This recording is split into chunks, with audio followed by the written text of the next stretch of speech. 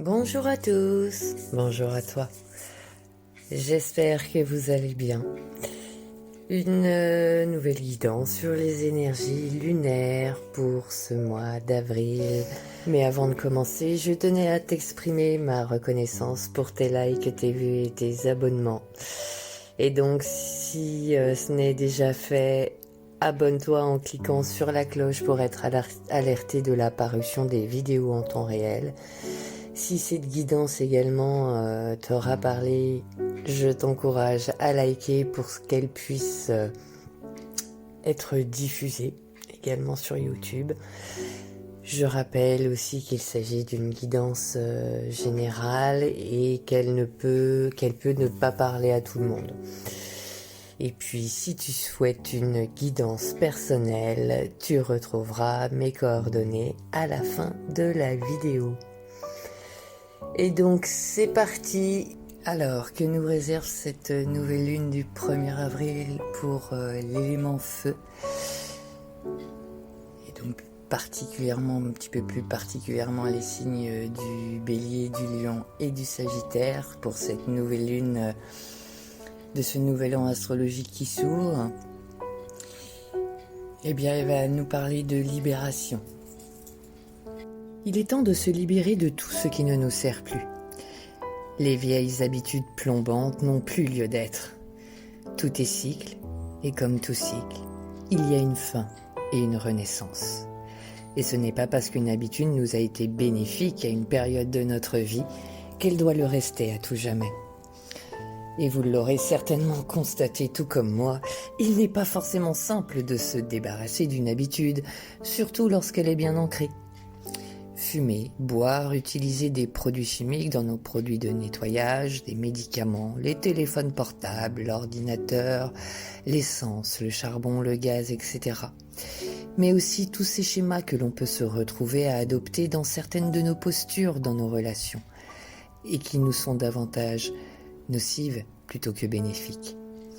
Les habitudes sont créées pour nous faire croire que nous contrôlons notre vie, pour nous apporter un sentiment de sécurité, alors qu'il ne s'agit que d'une illusion, car tout notre quotidien peut basculer du jour au lendemain. Et si vous ne le saviez pas encore, vous avez dû en prendre conscience il y a 2 ans ou 1 mois. Toute habitude peut être changée, et elle est le pas de l'acceptation du mouvement et de belles surprises dans nos vies.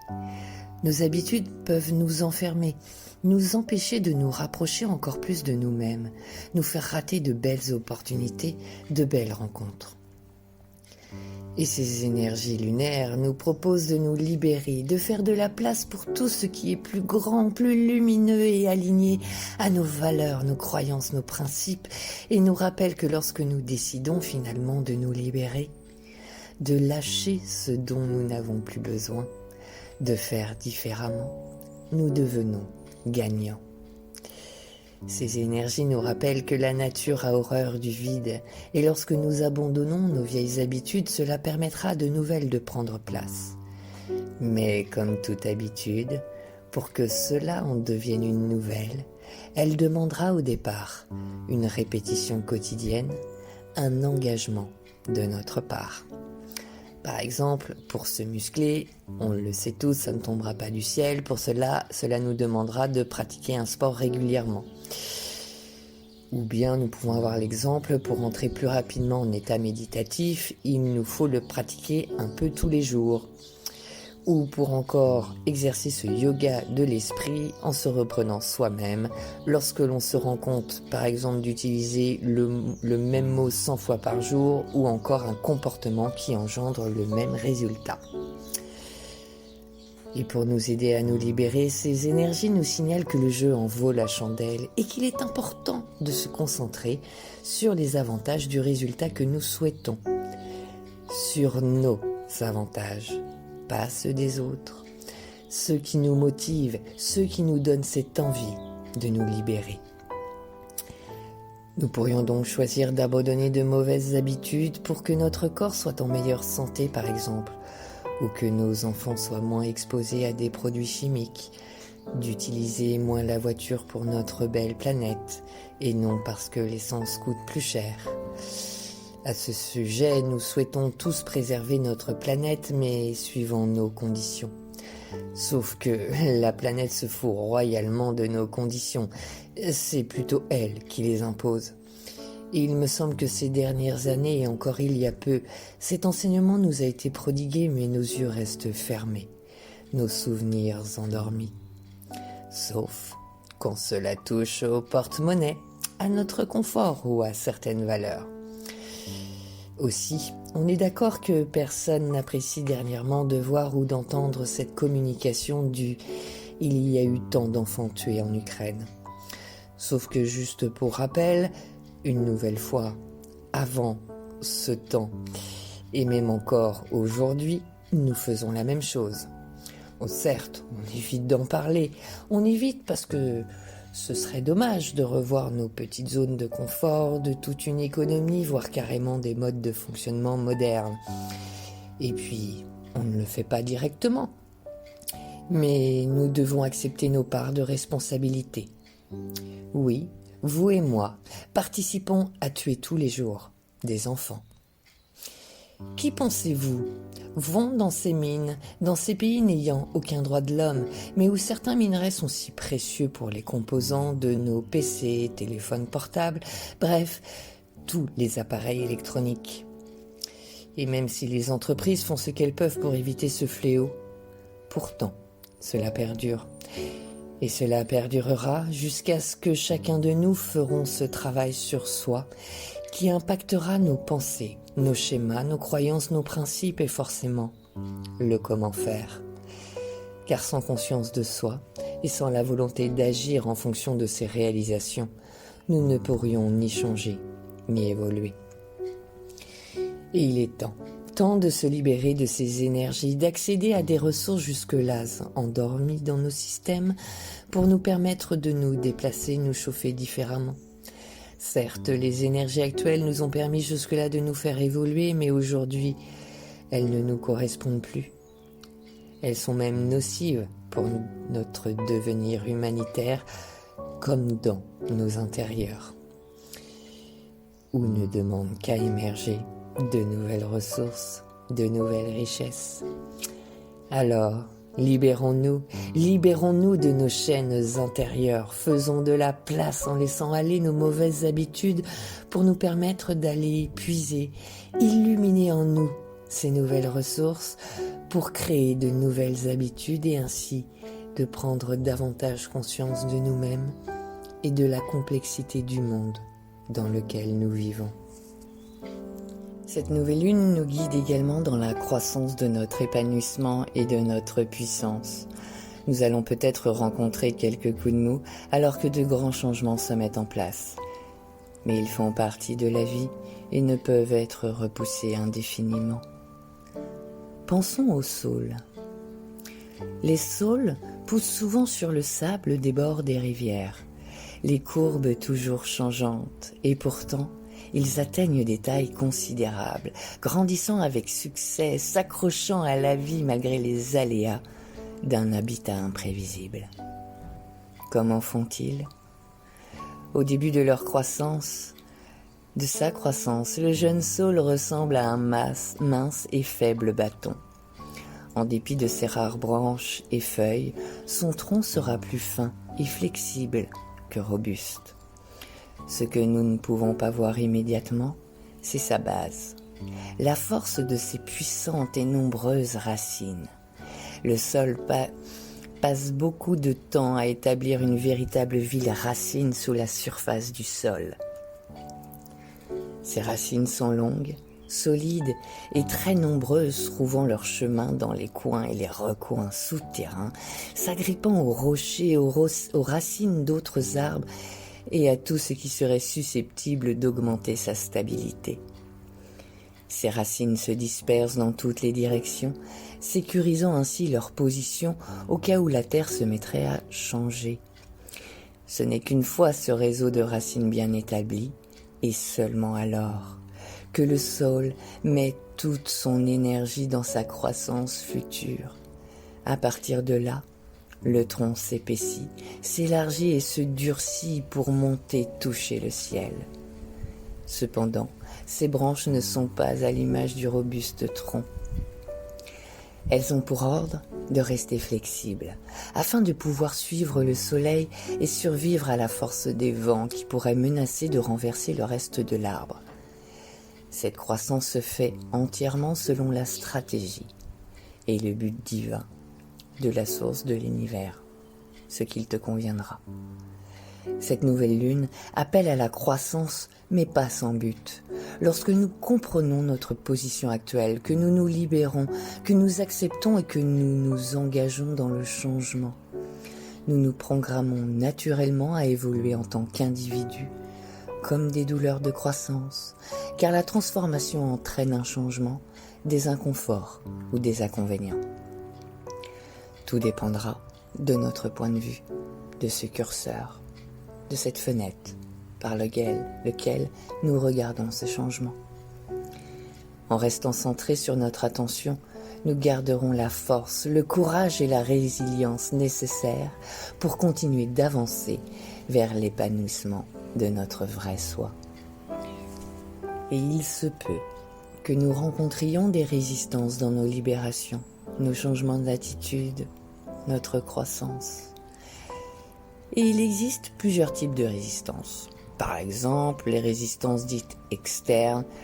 Vous savez, la fameuse résistance où vous avez un travail à rendre, mais votre PC n'arrête pas de planter ou que votre disque dur externe vous lâche. Et puis il y a ces résistances dites secrètes, celles qui se produisent lorsque nous souhaitons vraiment faire ou finir quelque chose, mais que nous ne pouvons ressentir un manque d'énergie, une difficulté. Cette dernière est sournoise comme toutes les formes de procrastination, comme la fameuse panne de l'écrivain. Lorsque nous sommes constamment distraits ou bien que nous ne trouvions pas la force, la détermination pour effectuer une tâche, nous sommes sous l'emprise de ces résistances dissimulées. Et pour libérer ce type de résistance, nous esquissons des plans, des stratégies pour nous aider, alors que nous devrions juste les traverser, pour nous voir se révéler à nous-mêmes notre résilience et notre courage. Et puis, nous pouvons résister à ce que nous disons vouloir. Parfois, c'est peut-être en réalité que nous ne le voulons pas vraiment. Mais le plus souvent, c'est parce que nous avons peur de ce qui pourrait arriver si nous les obtenons. Qu'est-ce que les autres vont en penser ? Allons-nous perdre nos amis et notre famille si nous réussissons ? Et si nous échouons ? Alors, si ces petites voix te viennent, rappelle-toi que si c'est ce que tu veux pour toi, tu en es digne. Et nous tenons tous bien droit. Revêtons la couronne de souveraineté de notre vie et allons-y.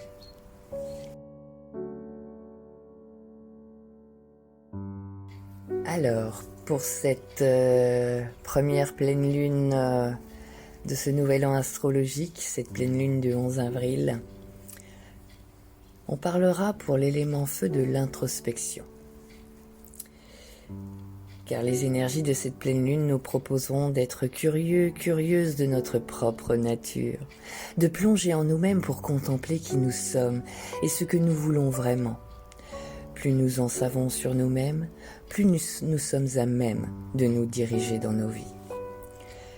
Le processus d'introspection implique que nous réfléchissions à tout ce qui se passe, ainsi que la façon dont nous réagissons, et y donnons un sens. Nous nous exposons nos forces et nos faiblesses, nous proposant et actant les changements éventuels, si nous le voulons.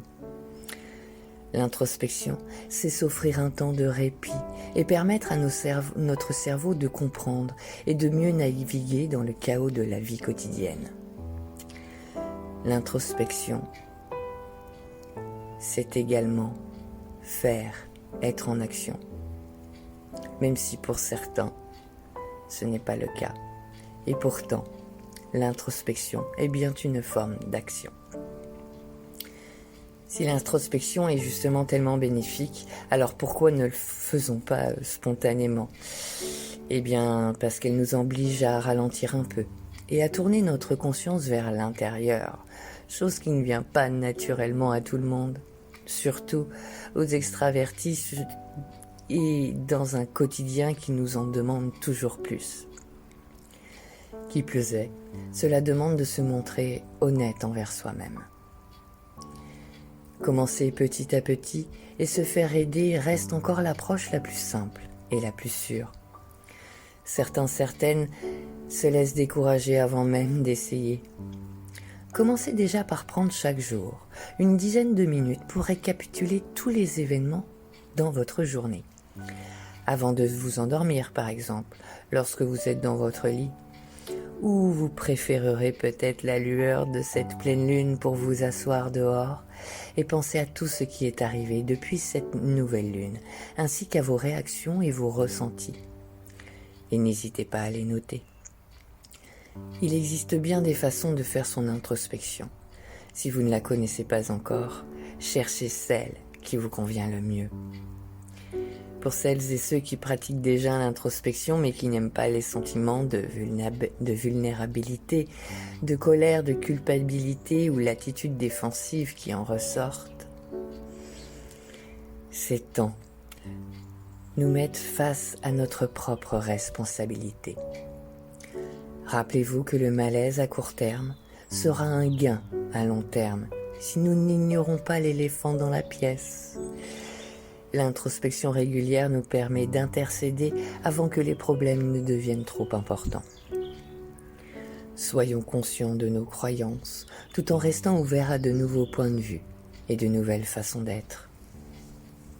Et c'est un temps d'introspection sous forme de bilan, où il sera bon pour nous de nous révéler nos désaccords subjectifs, d'être honnête envers les autres, mais avant tout envers soi-même.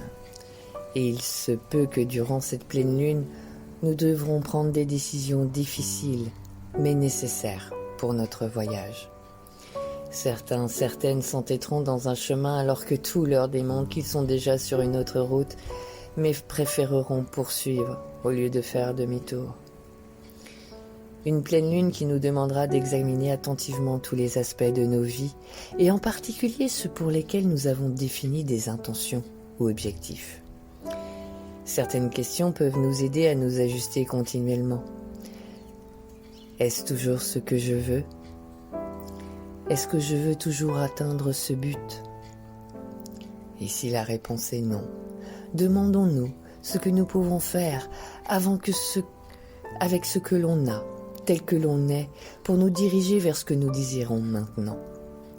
Se poser ces questions régulièrement et s'appliquer à être honnête envers soi-même face aux réponses que nous pouvons nous faire est une forme d'introspection. Nous avons tous une zone de déni qu'il est essentiel d'exposer au grand jour, si besoin, en consultant une personne de confiance qui pourra nous guider afin que nous puissions mettre un terme à des schémas comportementaux nocifs et répétitifs.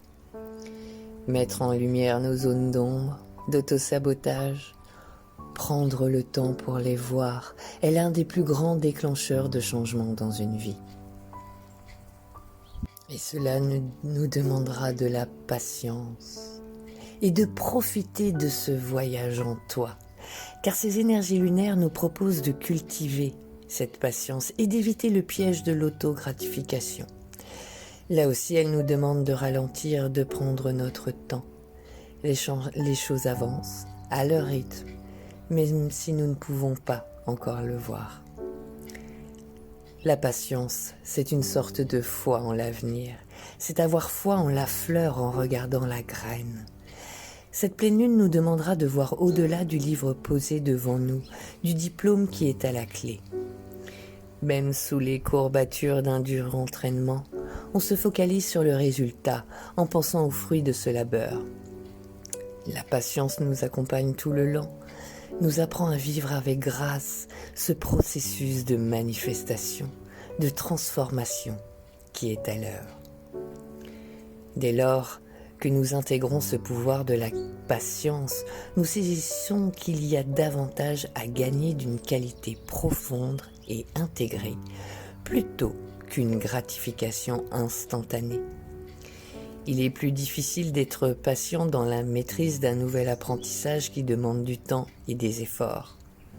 Pourtant, c'est là que naît la véritable beauté de la patience, de ce grand pouvoir de la douceur.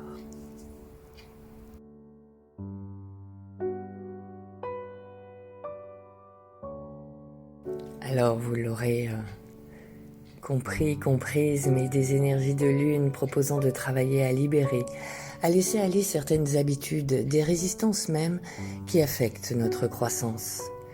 De dire au revoir à ces ressources, ces richesses qui jusque-là nous ont aidés dans le développement de notre humanité et de notre confort, mais qui à terme, si nous continuons de les utiliser, nous seront nocives. Et peut-être qu'au lieu de poser nos actions en fonction du contre la Russie par exemple ou contre telle ou telle personne, nous devrions plutôt poser nos actions en fonction du pour notre belle planète, pour nos valeurs, pour nos principes. Le résultat est le même, mais pas l'intention. Et peut-être qu'alors que nous intégrerons que ce sur quoi est basée nos intentions se matérialise dans le concret. Si l'intention est contre le résultat, il ne sera pas le même que si l'attention est pour, car derrière le contre se cache une lutte, alors que derrière le pour se cache une bénédiction, un engagement. Et la pleine lune nous permettra de prolonger ce travail engagé en ce début de cycle, grâce à notre patience, ce temps introspectif et de bilan, pour prendre conscience de ces luttes et de ces engagements, et d'y poser un « comment puis-je faire ?» avec ce que j'ai, tel que je suis, afin de passer à l'action pour voir se concrétiser ce que nous voulons vraiment. Et au passage, dédicace, une phrase que j'emploierai certainement souvent, qui est de faire les choses telles que je suis, avec ce que j'ai. Et cette phrase, peut-être que tu la connais déjà. Et donc nous ferons un gros bisou. Anaïde.